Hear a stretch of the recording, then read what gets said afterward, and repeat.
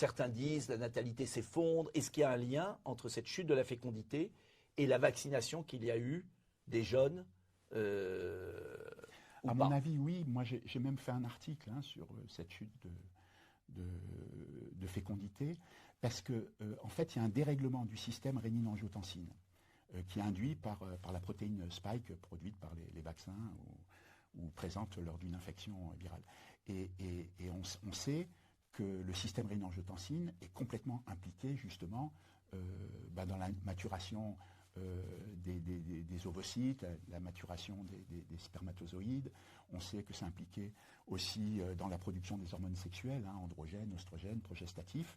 Et on sait qu'il y a un dérèglement du SRA qui est induit par la protéine spike virale ou vaccinale, conduit à une inhibition de la production des hormones sexuelles, Donc, qui affecte la fertilité.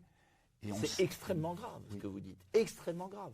Donc ça veut dire qu'il y a une offensive généralisée, notamment en France, pour les plus de 65 ans, qui vont être incités, et le monde de l'entreprise. Donc on voit bien que n'ayant pas réussi maintenant par la peur du Covid, ils vont le faire par la peur de la grippe.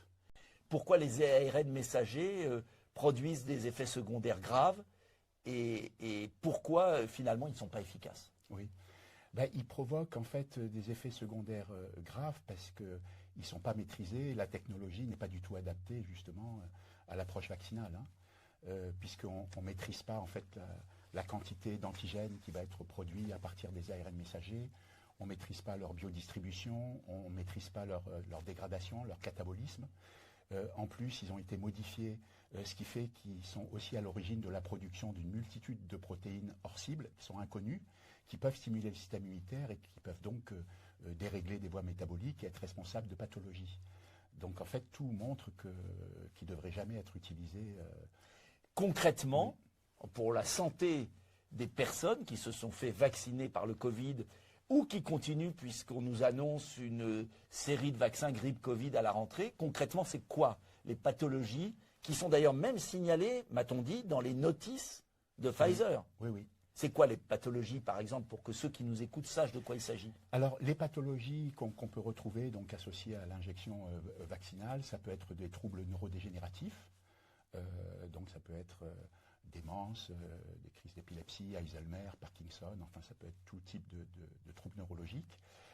Il peut y avoir des Guillain-Barré, il peut y avoir justement des pathologies de Charcot, il peut y avoir des atteintes cardiovasculaires, gastro-intestinales, il peut y avoir de l'auto-immunité et puis des cancers. On entend beaucoup parler de turbo-cancer. Est-ce qu'on arrive aujourd'hui à mesurer scientifiquement où est-ce que l'omerta qui règne notamment en France, puisque l'ANSM, Agence nationale de sécurité du médicament, ne publie plus les statistiques sur les effets secondaires graves depuis 2023, ils ont atteint 250 000, ce qui était quand même énorme. Oui, oui. Ça, vous pouvez vérifier sur le site de l'ANSM. Cette omerta, pourquoi? Comment on peut savoir? Est-ce que dans d'autres pays, on le sait? Est-ce qu'il y a des études scientifiques? À ceux qui vont dire Dupont-Aignan complotiste, Dupont-Aignan alerte, quelles preuves on peut apporter aujourd'hui à nos concitoyens qui veulent s'informer? Déjà, quand on regarde le nombre de Covid long qu'il y a en France, il est supérieur à 2 millions, donc ce qui est énorme. Et officiellement, c'est 34 millions en Europe et 65 millions aux États-Unis, et c'est des chiffres qui sont très sous-estimés. Alors, ce que vous voulez dire, et c'est très important, c'est qu'aujourd'hui, ils appellent Covid long les dégâts des vaccins, des injections. Oui, alors, pour moi, le Covid long, je ne fais pas la distinction entre un Covid long infectieux et un Covid long vaccinal.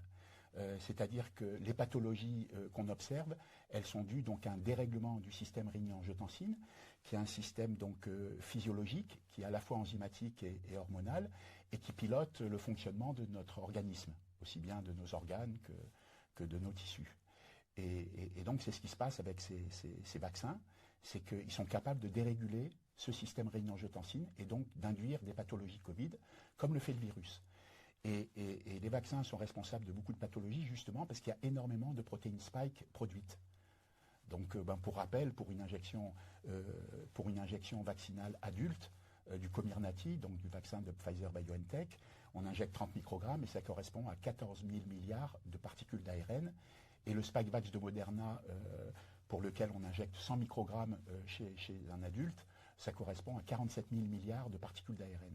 Donc il y a énormément d'ARN qui est injecté, et donc il y a énormément de protéines spike produites, et comme la protéine spike induit des spikopathies, c'est-à-dire des dérèglements du système rénine-angiotensine qui est responsable des pathologies Covid, du coup ça fait énormément de dégâts, quoi. Donc le paradoxe, c'est qu'on a créé un vaccin qui est censé mobiliser le corps contre la protéine spike du Covid, c'est bien ce que j'avais compris, et en fait, paradoxalement, ça crée des Covid longs beaucoup plus graves.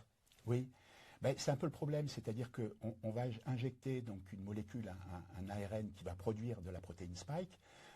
Cette protéine spike va stimuler le système immunitaire au départ, donc il va y avoir quelque part une efficacité parce qu'il va y avoir une production d'anticorps neutralisants, mais parallèlement, ça va dérégler aussi le système rénine-angiotensine qui fait fonctionner le corps humain. Et donc on voit les effets secondaires en fait de la présence de cette protéine spike. Et le moyen qu'ils ont de cacher ça, c'est de dire mais c'est un Covid long. Oui, oui. Mais normalement, il ne devrait pas y avoir de Covid long pour des gens qui ont été vaccinés.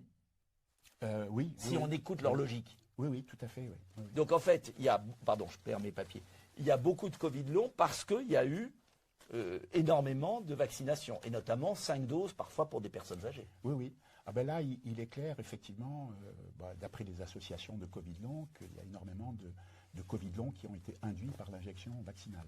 Est-ce que l'ARN, comme le dit Alexandra Orion-Cône, peut modifier l'ADN? Parce que c'est ça la question. Tout à fait. Il y a une possibilité donc de rétrotranscription de l'ARN messager vaccinal, c'est-à-dire une copie de l'ARN messager vaccinal en ADN et une insertion de l'ADN double brin dans le génome cellulaire. Donc il y a une possibilité d'intégration, et les données qu'on a in vitro montrent que ça semble être le cas, c'est-à-dire que tous les essais qui ont été faits vont dans ce sens. Vous nous avez appris qu'il y a un vaccin ARN messager auto-amplifiant, vous allez nous expliquer ce que c'est, sur les animaux, et notamment contre la grippe aviaire.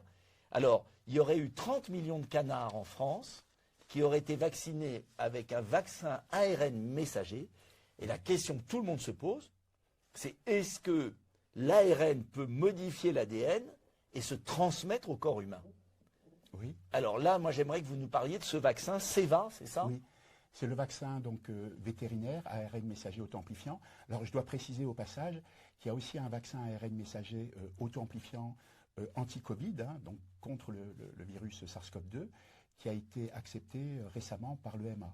L'EMA, c'est l'autorisation du médicament européenne. Oui. Mais ça a été accepté mi-février, donc après 2025. un essai, mais il y a eu des essais cliniques quand même là-dessus.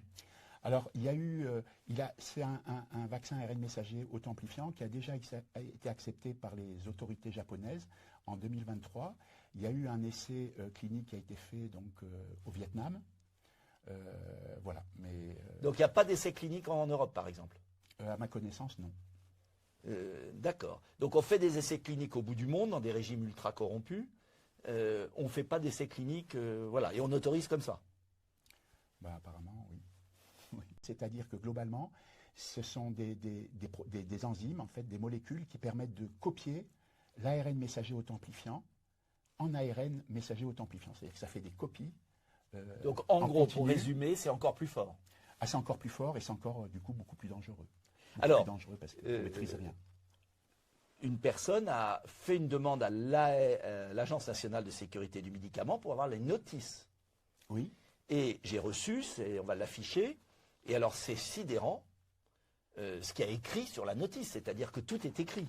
Oui. Et il est écrit, le vaccin H5 oui. SREV contient de l'ARN messager auto-amplifiant à nucléotides modifiés, et il est même écrit que si vous vous piquez, oui. on peut vous couper le doigt. Oui. Ça peut induire un œdème, une nécrose ischémique. Donc ça veut dire qu'on injecte des millions de canards avec un produit qui, si l'agriculteur ou le vétérinaire se pique... oui, c'est extrêmement délétère, oui. Oui, oui.